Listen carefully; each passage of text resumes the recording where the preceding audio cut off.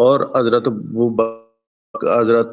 عبداللہ بن زبیر اور امام حسین کے بارے میں کہا گیا تھا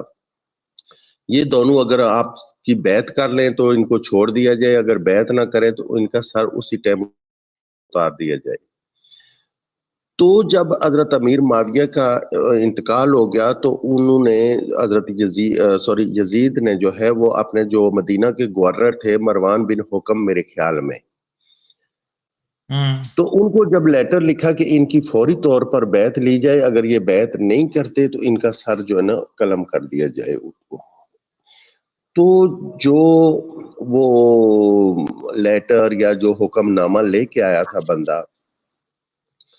ان کے سامنے جو ہے ان کو بلایا گیا تو ان دونوں نے آپس میں یہ کہا کہ اگر گورنر نے ہمیں بلایا ہے تو شاید ہمیں شک ہے کہ یزید کا امیر معاویہ کا انتقال ہو گیا ہوا ہے۔ اور جب امیر معاویہ جو اس سے پہلے جب مدینہ میں آئے تھے تو ان لوگوں کے لیے بڑے تحفے طائف لے کے آئے تھے کہ